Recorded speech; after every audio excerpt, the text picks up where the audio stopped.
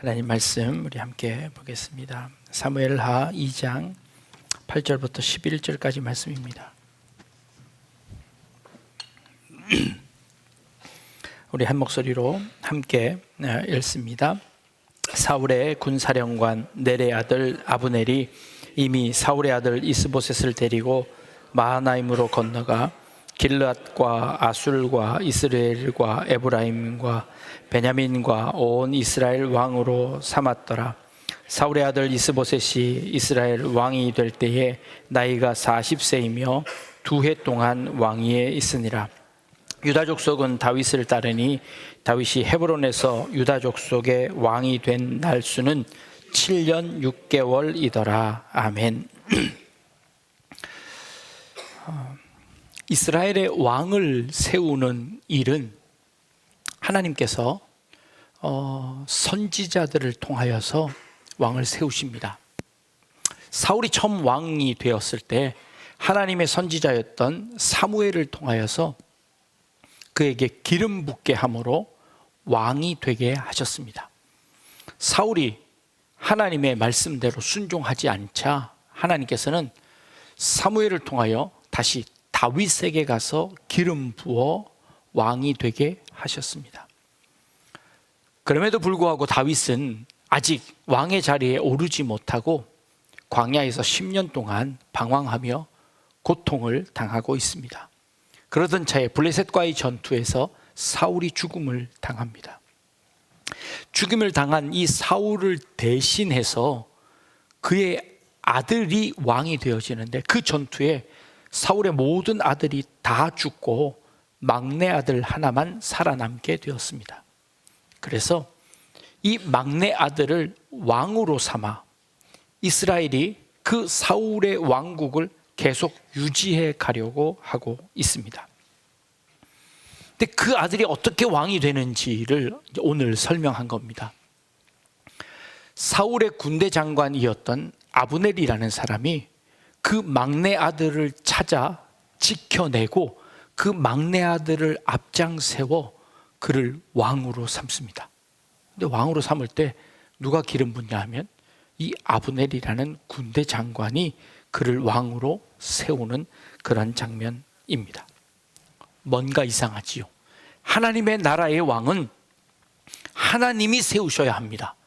그런데 그것도 군대 장관인 주제에 자기가 이스라엘의 왕을 자기가 임명하고 세우는 일을 하는 겁니다. 아브넬은 어떤 사람인고 하니 사울과 사촌지간이었습니다. 사울과 사촌지간이면 이 아들 이스보셋과는 몇 촌쯤 되나요? 5촌 당숙쯤 되는 겁니다. 5촌 당숙이 자신의 모든 정권을 가지고 그 사울의 아들에게 왕으로 임명하는 이 엄청난 일을 그 아브넬이 행하고 있습니다. 아브넬에 의해서 왕이 되어진 이스보셋은 꼭두가시처럼 그렇게 아브넬이 시키는 일들을 쫓아 행하고 있었던 것 같습니다. 그런데 이 이스보셋이라는 이 왕이 아브넬에게 한마디를 합니다. 모든 것 다 참고 기다렸는데 그 한마디는 참을 수 없어서 행합니다. 그것이 무엇이었는고 하니 이 아브넬이 자기 아버지 사울의 첩이었던 이스바라고 하는 그 여인을 자기의 아내로 취하는 겁니다. 이건 있을 수 없는 일입니다. 자기 아버지가 왕으로 있을 때 아내의 역할을 하던 그 여인을 군대 장관이 자기 아내로 삼아버리는 겁니다. 이건 뭘 의미하는 걸까요? 내가 그 왕권을 가지겠다는 것을 의미하는 겁니다. 그러자 이스보셋이 참다 이 아브넬에게 한마디 하는 겁니다. 당신은 어찌하여서 그 일을 행했습니까? 하자 아브넬이 마음이 상해버렸습니다. 그리고는 쪼로로 어디로 달려갔을까요? 다윗에게로 달려갑니다. 그리고는 다윗에게 거래를 하자입니다. 내가 이스보셋과 함께 이 이스라엘 나라를 다 당신한테 넘겨줄 테니 당신은 나에게 무엇을 줄 수 있습니까? 라고 거래를 합니다. 그 거래가 성사되어 갈 즈음에 다윗의 군대 장관이었던 요압이 돌아가는 아브넬을 암살하고 맙니다. 그래서 아브넬이 죽어버립니다. 그러자 그 밑에 있던 부하들이 그 사실을 알고 이스보셋을 죽여 다윗에게로 가지고 가게 됩니다. 이게 지금 3장, 4장에 걸쳐 앞으로 전개되어질 일입니다. 북쪽 이스라엘이 이렇게 엉망으로 되어져 가고 있습니다. 하나님의 세우신 그 나라가 인간의 욕심과 욕망으로 가득 차 있는 그 사람들로부터 완전히 정치적으로 변해버렸습니다.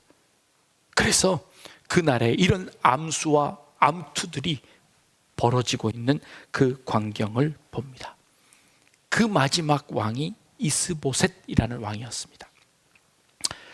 사울의 아들들의 이름을 쭉 기록한 다른 성경이 있습니다. 역대상 8장 33절에 가보니까 이 사울의 아들들의 이름을 기록해 놓았는데 PPT 한번 보여주십시오. 넬은 기스를 낳고 기스는 사울을 낳고 사울은 요나단과 말기수와 아비나답과 에스바를 낳았다라고 기록합니다. 사울에게 네 아들이 있었는데 첫째 아들은 요나단입니다. 그리고 말기수와 아비나답 그리고 에스바입니다. 이스보셋이 없습니다. 요나단과 말기수와 아비나답은 블레셋과의 전투에 사울과 함께 다 전사합니다. 에스바알은 거기서 목숨을 건져냅니다. 그런데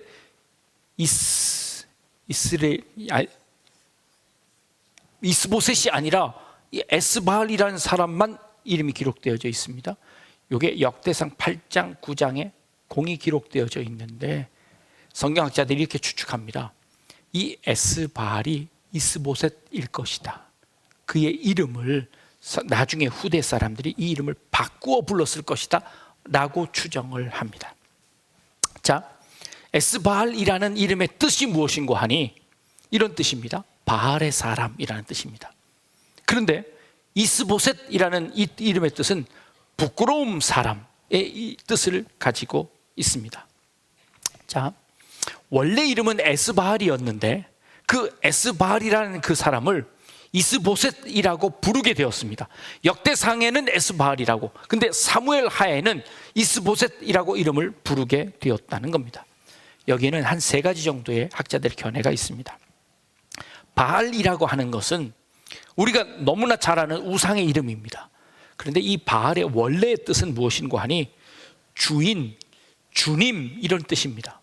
그러니까 하나님이란 뜻도 가지고 있습니다. 어떤 신의 존재에 대한 일반 명사로 쓰여질 때가 많습니다. 근데 이것이 가나안 땅에 있는 어떤 고유 명사로 쓰여질 때는 어떤 이방 신을 의미할 때가 있습니다. 이 의미는 사울이 아무리 못났어도 자기 아들의 이름을 바알의 사람이라고 지었을까라고 생각한다면 이 바알이라는 이름의 뜻을 그저 주인이라는 그 뜻을 가져서 그저 주인의 사람으로 지었을 것이다 라고 해석한다면 이 후대 사람은 나중에 이 바알이라는 이름이 너무 부정적으로 쓰이니 그 이름을 이스보셋이라고 바꾸어 불렀을 것이다 라고 하는 견해가 하나 있습니다. 또 하나는 정치적으로 사울의 시대가 끝나고 다윗의 시대가 왔으니 그 사울의 그 가문을 이제 조금 낮추어 보기 위해서 그 가문을 조금 이렇게 다윗의 가문보다 이렇게 좀 못하게 기록하기 위해서 그의 이름을 이스보셋이라고 바꾸어 부끄러운 사람이다.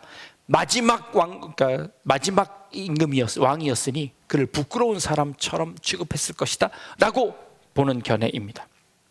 세 번째 견해는 진짜 바울에게 바쳐진 사람일 수도 있겠다라고 생각하는 겁니다. 그것은 왜 그런 거 하니? 사울이 처음 하나님의 사람으로 부름받아서 하나님의 일을 하다가 점점 타락해 갑니다. 이 마지막 아들을 낳을 때쯤이면 그는 우상을 부르고 무당을 찾아가고 했던 그 사울의 전적들을 볼 때 그 마지막 아들의 이름은 어쩌면 바알에게 진짜 바쳐진 아들이 아니었을까라고 추정할 수도 있습니다. 무엇이든 어찌되었건 간에 지금 이 북쪽 이스라엘이 최악의 상황으로 치닫고 있습니다. 막장인 거죠. 그 막장에 아브넬까지 더합니다.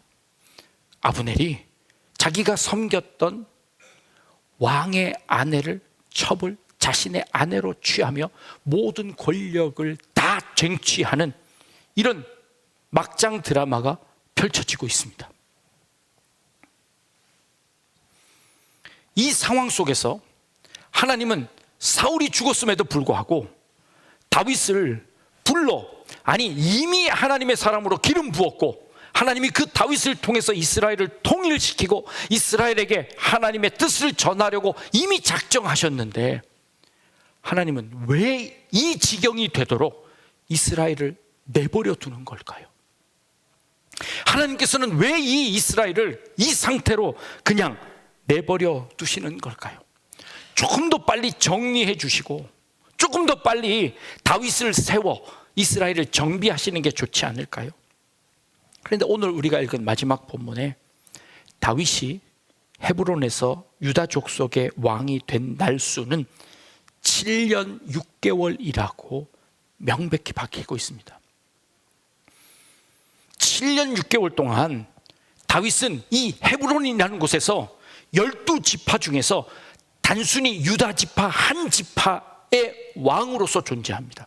다른 10지파는 이미 아수라장이 되어버린 그 사울과 이스보셋과 그리고 아브넬과 함께 있는 그 11지파가 그들과 함께 지내고 있습니다. 그런데 하나님께서 그걸 그대로 내버려 두시고 그저 다윗에게는 유다 한 지파만 주고 7년 6개월 동안 기다리게 하십니다. 7년 6개월 동안이었습니까? 광야에서 10년까지 하면 17년 6개월 동안 하나님께서는 이 이스라엘 가운데 이 암흑을 내버려 두고 계시는 겁니다. 왜 그러셨을까요? 하나님, 왜 이렇게 오랜 시간 동안 이스라엘을 내버려 두십니까? 왜 이렇게 오랜 시간 동안 이 세상에 하나님의 빛을 비춰주시지 않습니까? 이 악의 세력들이 계속해서 판치도록 그들을 내버려 두십니까? 왜 우리의 삶 가운데 이 고통이 여전히 존재합니까? 하나님을 향하여 이런 질문을, 이런 항변을 할 수 있지 않겠습니까? 하나님께서는 아무것도 하시지 않는 것 같았었는데 그 과정 속에서 하나님은 다윗을 다듬고 계셨습니다. 하나님은 속도 조절을 하고 계셨습니다.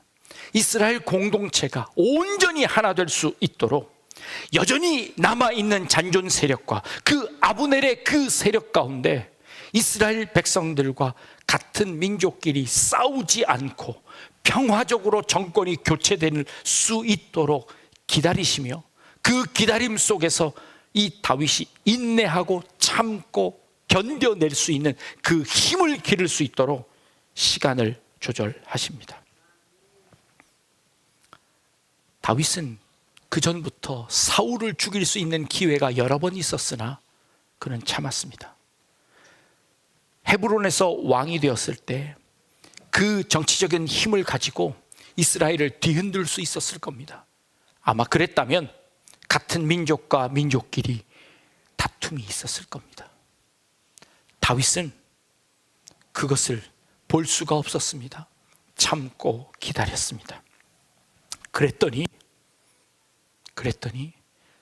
그들이 스스로 무너져 내려가는 것을 봅니다. 그 아비규환 속에 스스로 죽고 죽이며 그들이 자체로 붕괴하는 모습을 봅니다. 그리고 다윗에게 그 나라를 그대로 가져다 바치는 모습을 봅니다. 이 모습을 보며 이렇게 기도해 봅니다. 우리나라에도 이런 평화적인 정권 교체가 있기를 원합니다. 그 땅에 말도 안 되는 일들이 일어나고 있습니다. 인권이 유린되는 일들이 일어나고 있습니다. 하나님, 왜 그 나라를 그대로 내버려 두십니까? 하나님께서 어쩌면 이 다윗의 인내를 우리에게 기대하시는 것은 아닐까 생각합니다. 그들이 자체로 붕괴되어 온전히 이 나라가 하나 되는 그 축복이 우리에게 있지 않을까 생각해 봅니다. 하나님의 약속은 빠르지 않지만 그러나 결코 늦지도 않습니다. 기다림은 패배가 아니라 하나님이 다윗을 진정한 왕으로 만들어 가시는 그런 과정이었습니다. 눈에 보이는 힘이 아니라 하나님의 인도하심이 하나님의 나라의 운명을 바꾸어 나간다는 것을 보여줍니다.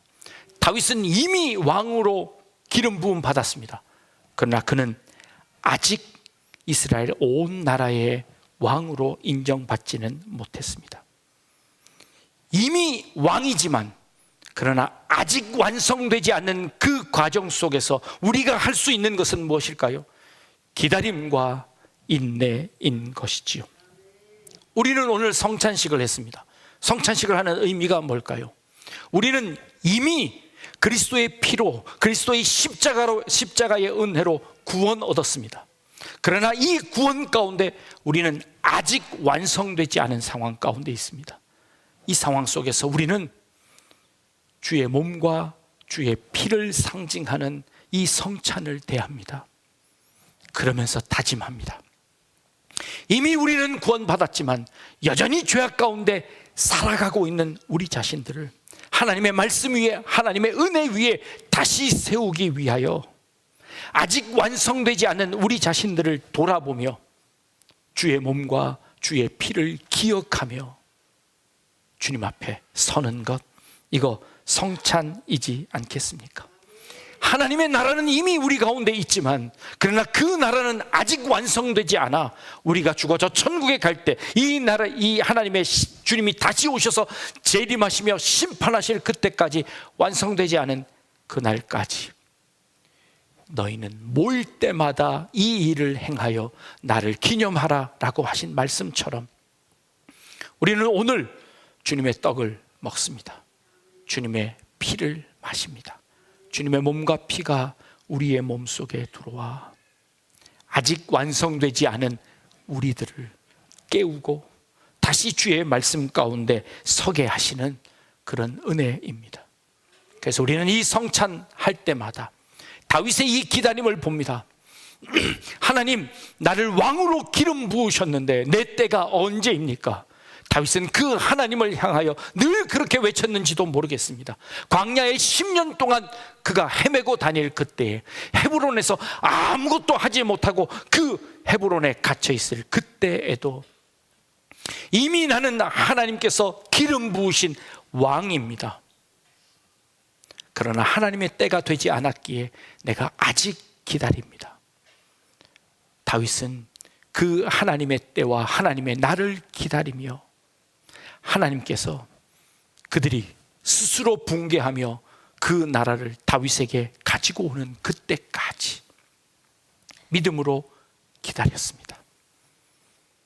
주님은 하나님께서 그 모든 나라를 주님에게 맡기셨지만, 온 세계를 맡기셨지만, 그러나 그 나를 위해 십자가를 지시고 아무것도 이해하지 못하는 제자들 앞에서 이것은 내 몸이다, 이건 내 피다 라고 그들이 이해하고 기다릴 때까지 참아주셨던 주님의 모습 봅니다. 이제야 깨닫고 나오는 그 제자들의 모습처럼 우리도 이 성찬을 행할 때마다 우리의 잘못, 죄악들을 주님 앞에 내려놓고, 그리고 우리의 성급함을 주님 앞에 내려놓고, 주님께서 우리의 삶을 통하여 행하실, 주님께서 우리 이 나라와 이 민족을 통하여 행하실, 그리고 우리 교회를 통하여 행하실 그 일들을 믿음으로 기다리며 나아가는 저와 여러분들 다 되실 수 있기를 주님의 이름으로 축복합니다. 기도하겠습니다.